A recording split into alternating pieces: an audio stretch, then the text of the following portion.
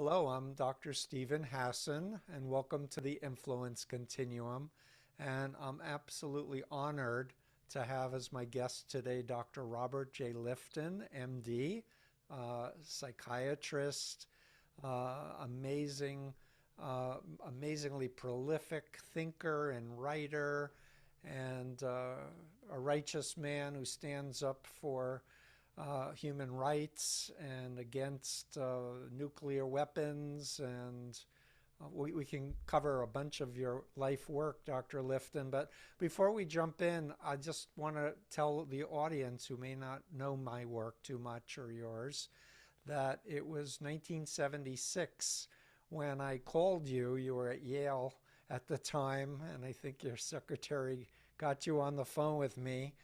And you said yes. What do you want to talk about? And I said, well, your book saved my life. And your first words, I'll never forget it, was which book? And in fact, it was Thought Reform and the Psychology of Totalism, your seminal work on Chinese communist brainwashing of the 50s, which was used in my deprogramming, that helped me have a foothold in understanding your 8 criteria. I think you later call them the 8 sins of thought reform and mind control. Eight deadly sins, right? 8 deadly sins. Thank you for Right. correcting me. Uh, And you've done a book on the Om Shinrikyo cult, on apocalyptic cults. You've done books on not a book on the Nazi doctors, the effects of the nuclear bomb of the people of Hiroshima and Nagasaki, just to name a few things. But the book that I want to mention most is the recent book that you have on this topic of my close to my heart, Losing Reality, on cultism, and the mindset of political and religious zealotry.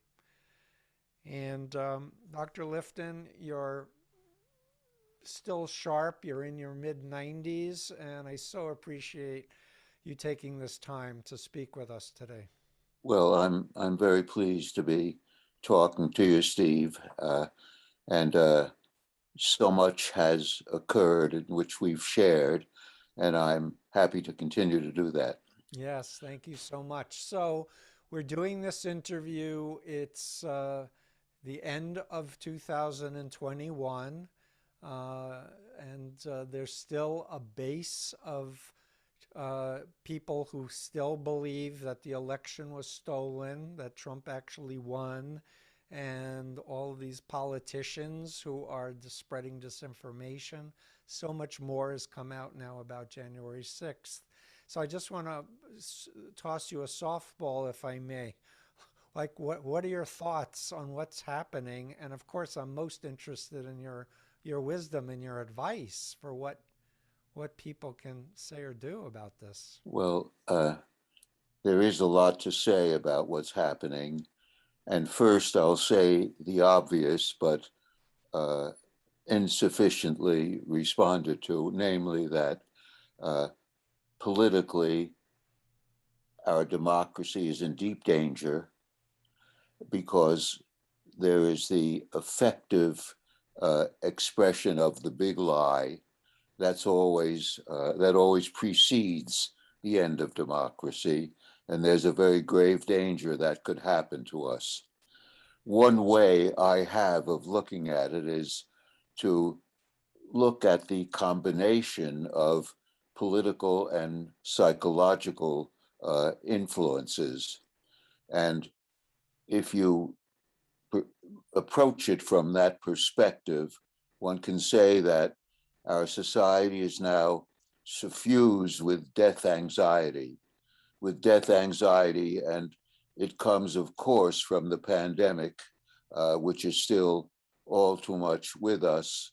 And there are other things that contribute, like nuclear and climate threat. And in relation to this overall sense of catastrophe in our society, there is a political rejection on the part of Trumpists and right wingers of the full truth of the catastrophe. And therefore, in a strange way, a rejection of surviving the catastrophe. After all, our task now is surviving the catastrophe, and uh, that's where survivors come in. And just to say one more thing about this, your own description of your personal experience with the Unification Church was an example of your transforming yourself from a victim into a survivor. Yep. A victim means harm and immobilization. A survivor means life and some capacity for renewal. Yeah, and I need to interrupt you and just say for the audience, when we first met in person, because I said I want to explain how the Moonies recruited and how they indoctrinated. We met, and I told you about the free lectures and the front groups and the 3-day workshop, the 7-day workshop, the 21-day workshop. After you listened to me, you looked me in the eye and you said the words, I'm getting emotional just remembering it. You said, I've just studied this secondhand, but you've lived it and Yeah, you did that's it to other people. So you need to study psychology and explain it to people like me. And there I was, 22 years old with a cast from my toes to my hips because of my near fatal van crash due to sleep exhaustion. I was ashamed, embarrassed, a college dropout, an ex-Moonie, and this Yale psychiatrist. You did the classic reframe. Steve, make lemonade. This was how I yeah. have to thank you because, and everyone who's been helped by my work needs to thank you for that moment of mentorship. Well, thanks, Steve. And what I can say is, I admit that was excellent advice that I gave you. And all the more so because you carried it out and you've Yeah, done a few things with it.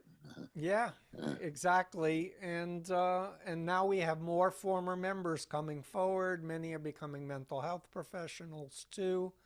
And for me, that's the big hope is mobilizing people who've already experienced the loss of their personal freedom due to thought reform or mind control and let them be whistleblowers. Let us, join together and say human freedom and human rights are worth fighting for. Absolutely. And uh, I'm working on a new book with a tentative title of Catastrophe and Survivors, or something on that order. And it's about the central, absolutely essential role of survivors for the renewal of society. And a Mm-hmm. very good example here uh, are the survivors of Hiroshima, whom I interviewed in my study of uh, those who had experienced the first atomic bomb in that city. And when these survivors, first of all, described their own enormous death anxiety, but then their struggle to confront what had happened to them, to give it meaning and form, recognize it, and in that way make that important transformation from victims to survivors. And Mm-hmm. once they began to do that, they could take part not only in the rebuilding of the city, but in conveying knowledge, in conveying survivor wisdom. That's an important idea, survivor wisdom Mm-hmm. to others throughout the world about nuclear weapons and war in general. And they traveled all over the world and did that.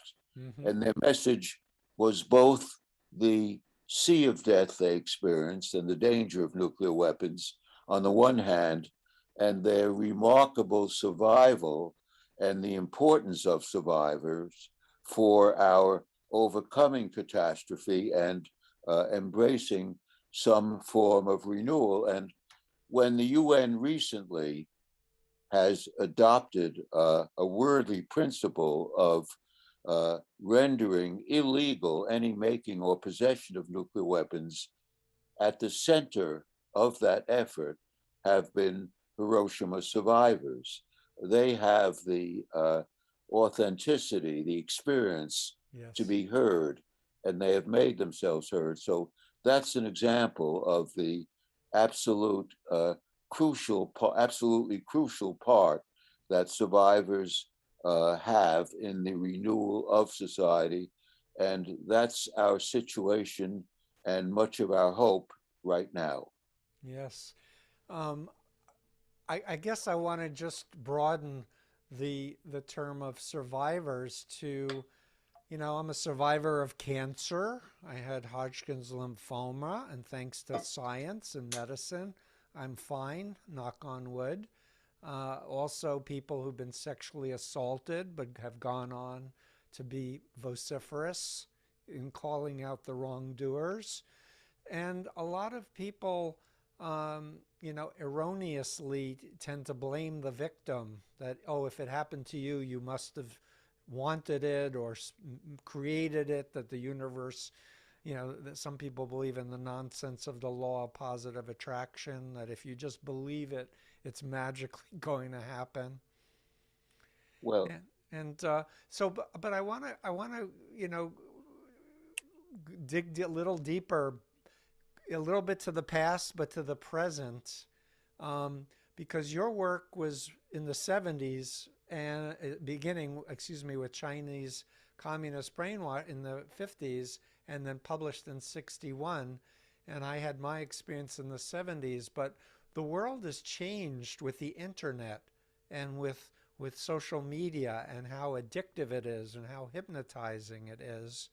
And your themes still resonate and can be applied to online. But can you talk a little bit about, the morphing of thought reform methodology and techniques, please? well, one thing in response to what you just said, Mm-hmm. there can be a misunderstanding in saying that, well, if people start reacting too much to the death of a parent or their own experience of illness, Mm-hmm. including cancer, as you said, then that represents some weakness in those people. And that's a misunderstanding because the expectable and quite ordinary response to extreme trauma is death anxiety. Mm-hmm. And no matter how strong a person one is, if the trauma is great enough, there is an impact of death anxiety. And we all have some survivors, really, we all have some experiences of survival from the moment of birth. And all of the experiences of separation that we go through, or loss over the course, or threat over the course of life, are survivor like. So of course we bring those into the intense survivals that we may personally or collectively experience, but nobody is immune Right. from trauma, from death anxiety, from a struggle with survival. That's part of the human condition. And indeed, it is part of our capacity for adaptation, Mm-hmm. which is our notable capacity that has made us until now so strong in an evolutionary way. Yeah, that's great. So, you know that I've been following your work for 45 years, read all of your books, and I guess I want to ask you to just share a little bit about your theory of symbolic immortality and how the nuclear bomb shifted that in relation to what you're just saying. Um, yes, starts with the idea that we are, of course, the animal who knows that we die. And we spend much of our life dealing with that knowledge. Uh, we struggle for what I call larger human connectedness. And since we are a cultural animal, that larger connectedness involves the continuation of culture. We can't live without the continuation of culture. So in that way, we have our means of what I come to speak of as symbolic immortality or larger human connectedness. And that is expressed by having children and grandchildren, and the biological continuity becomes biosocial continuity with our ethnic groups. It also is continuation of our influence in the world, whether as teachers or as writers or as working people who contribute to the life of others. We all need a sense that we're part of something larger than ourselves individually. Mm-hmm. If we weren't human beings, we wouldn't need that sense, but Right. it's quintessentially human. And that's what I mean by symbolic immortality. And now, with nuclear weapons, but also with climate threat, and also with the pandemic, that larger human connectedness is threatened. It hasn't been destroyed, but it's been profoundly threatened. Can we believe in the continuity of our children and grandchildren in the face of these world ending threats? Mm-hmm. Can we believe in the influence of our work or our creative influence on the world? Uh, it's a little uncertain. Uh, so we often seek some sort of religious or spiritual continuity, the idea of an immortal soul. But even if we're secular, we require that continuity, that larger human connectedness, and we struggle very hard to sustain it. And again, the role of survivors is crucial in that struggle because where all around them seems to be destroyed, and therefore human continuity is endangered, survivors emerge, and whether as a remnant or as some kind of group, they emerge in the forefront of that renewal. Mm-hmm. Yeah, it's very important, and I'm so glad to capture your ideas on this. I want to push you a little bit more to connect the dots with your study of Nazi doctors who were committed to helping people who did such horrible things, but then went home and were nice fathers and husbands, etc. And your concept of the protean man. And the last time we talked, you talked about the grounded protean man. Can you Right. share a little bit about those Well, please? first, the Nazi doctors, of course, that was a profound experience for me to undertake that study because it was a reversal of healing and killing. After all, I mean, there's plenty of corruption among doctors, no less so than among other professions, but a certain amount of healing is their charge. That's what they're about. And all doctors have some of that commitment to healing. Uh, but that knowledge of medical science in the hands of the Nazis was turned on its head. And the idea was put forward that Jews and other undesirables, but particularly Jews, had to be removed or destroyed in order to cure a kind of illness of the Nordic race, which had been caused by these undesirable people and their influences. So I understood the Nazis to have been engaged in that direct reversal of healing and killing. Unfortunately, even though one can't simply say that Trumpists are Nazis, they're not. They don't have the full ideology, but they do also reverse healing and killing in their falsehoods, particularly about the pandemic, where they say we can ignore it, don't need masks, even fight against masks. And at their worst, uh, regard the vaccine as the enemy, which is actually a source of cure. It's another reversal of healing and killing. And in that sense, that reversal, led by Trumpists and right wingers, uh, has been a source of the death of probably hundreds of thousands of Americans and of people throughout the world. So that's a beginning response uh, to your question about the Nazis. Hmm. The other thing I would say is that the Nazis were very cult like. Um, there was constantly a description of the thousand-year Reich. It's a kind of biblical term, a messianic term. Yeah. And there was the great leader who was a savior in the form of Adolf Hitler.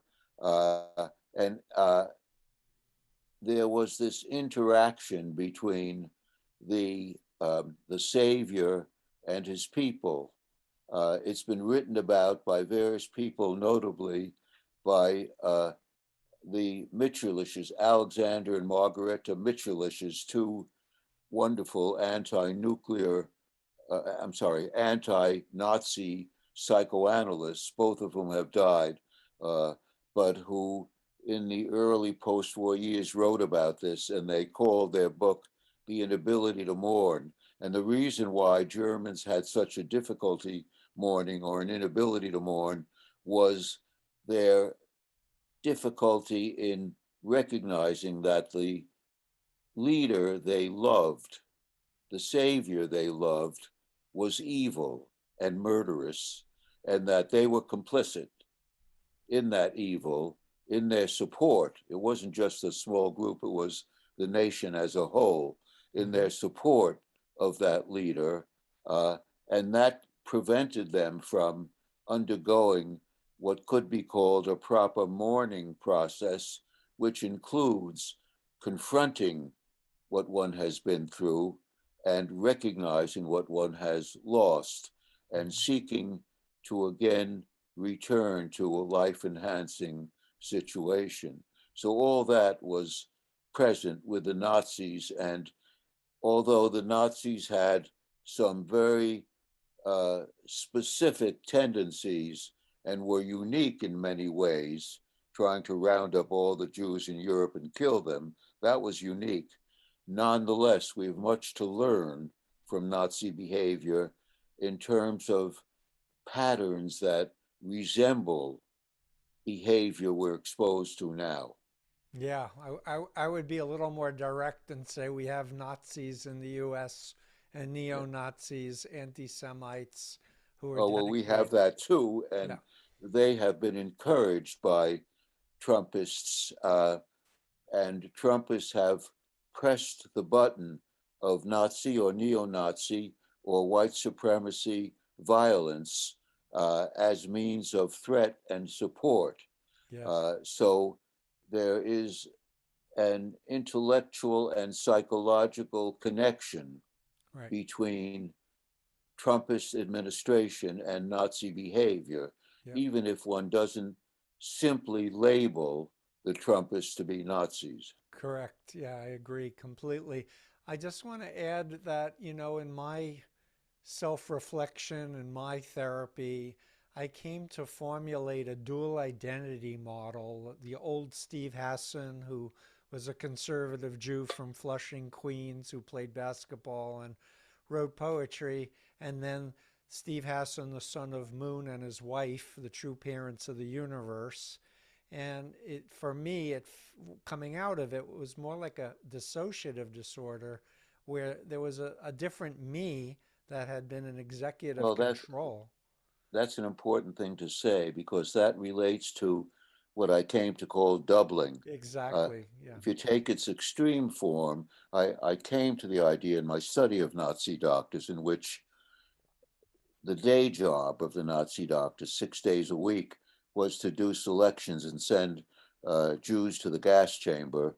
Uh, but over weekends and R&R equivalents that the Nazis had going from Poland back to Germany to their families, they could be ordinary fathers, and husbands.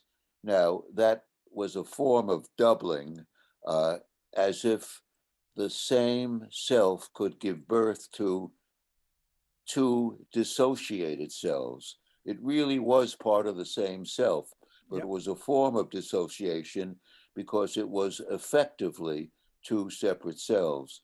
And when you describe yourself as an ordinary youngster growing up with interest in sports and uh, Girls. family kid and everything else, and then becoming a fanatical Moonie in some degree, In it's a total kind degree. of doubling that occurs with cults, Yeah. a cultist doubling that's not basically different, although not as extreme as the Nazis. Again, you can look at the Nazis for uh, some sort of insight in our own lives. Yeah, thank you. Say a few words, please. I don't want to keep you too long, but I'm loving this interview, so thank you so much. Say a little bit about grounded proteanism, please. Well, I've been interested always in alternatives to cultist behavior or Trumpist attitudes. And I've evolved what I call Proteanism or the Protean style, and that's simply named after Proteus, a Greek sea god who was a notorious shapeshifter. And my point is that part of our wiring allows us to symbolize and change what we encounter.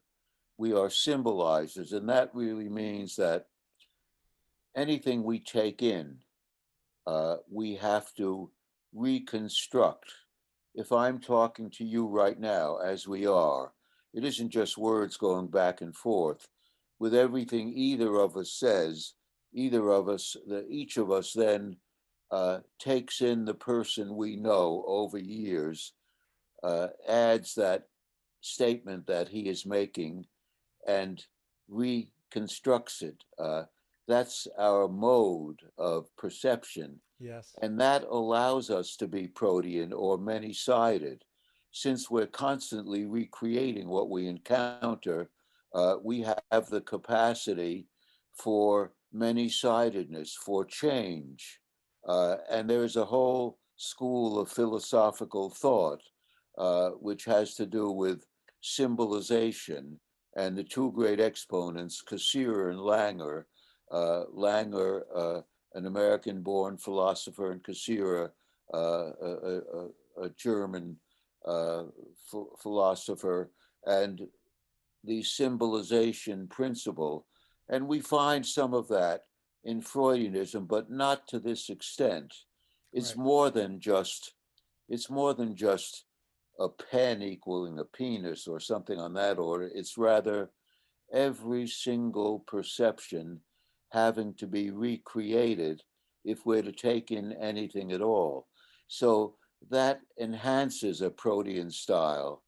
And then I raise the question, since you can't just keep changing, you need something solid in your sense of self. Hmm. Indeed, even to be comfortable with changes and changing one's life, one requires a certain degree of stability. And that can be in one's work and one's marriage, in various aspects of one's life.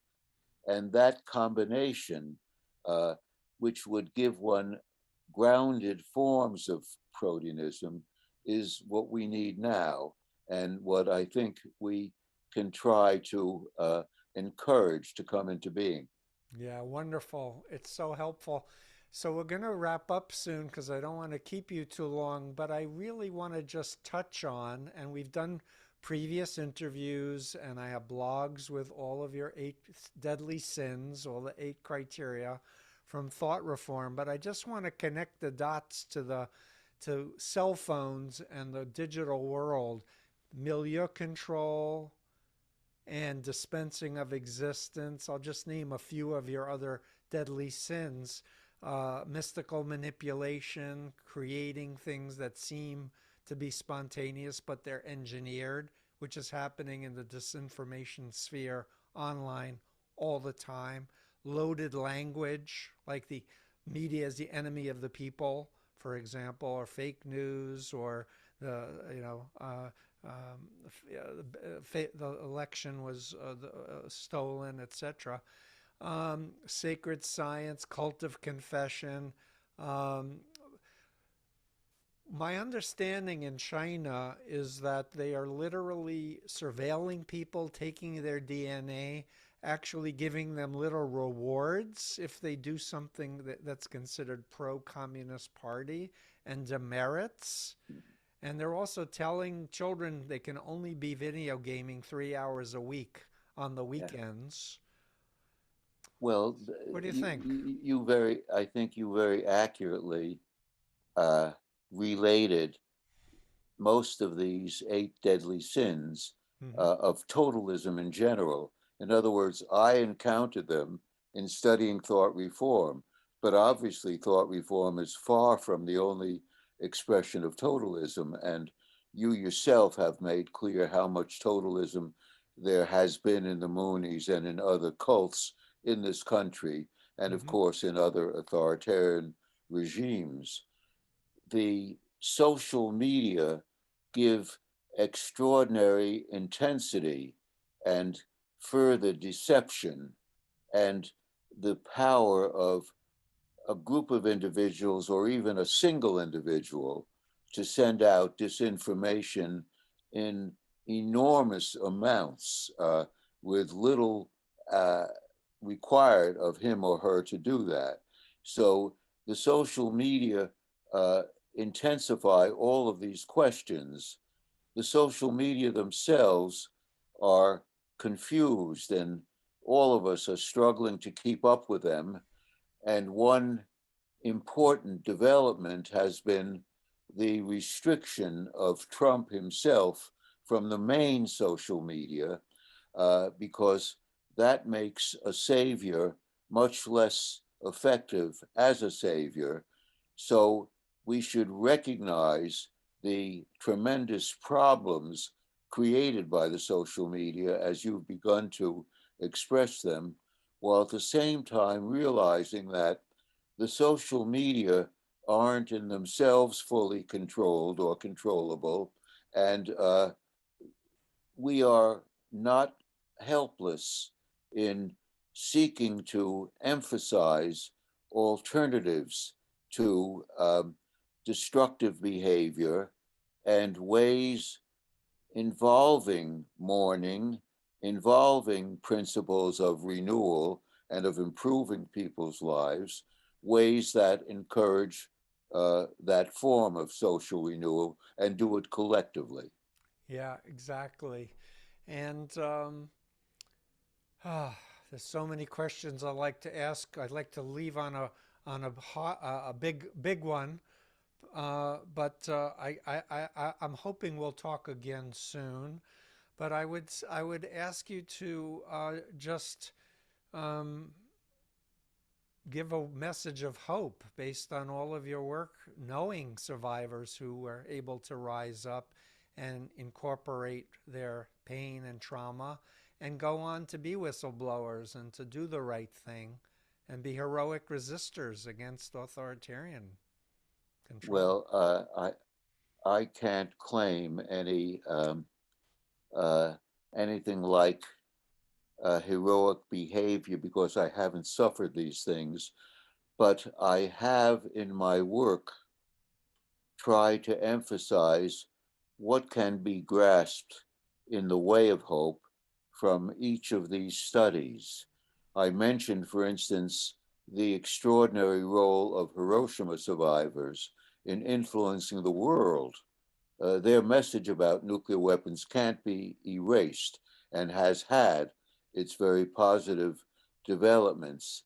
Uh, I think now the struggles of the present administration, often inadequate and at times insufficient, nonetheless are powerful efforts to emphasize the true nature of catastrophe. In confronting the truth of catastrophe and committing ourselves to survival, that is a powerful expression of hope in itself. And there are people of goodwill widely disseminated who are doing just that. I would also say that we are not able, like the psychohistorians of Asimov's trilogy, to predict the future. The future is open, the future is not foreordained. So that by seeing the terrible threat now to the democratic future, uh, that is in itself a dimension of hope which we can pursue again in favor of renewal. Yeah, wonderful. Um, Thank you so much. I'm so grateful for your time and all your wonderful. To know that you're doing another book is very inspiring for me. And thank you so very much. Well, thank you, Steve. It's always a wonderful experience to talk with you. You've really contributed so much to humanity, and I'm hoping that people who are listening to this podcast will look at your website. We'll put a link up to that and start exploring your books, which are amazing. Thank you. Thank you so much.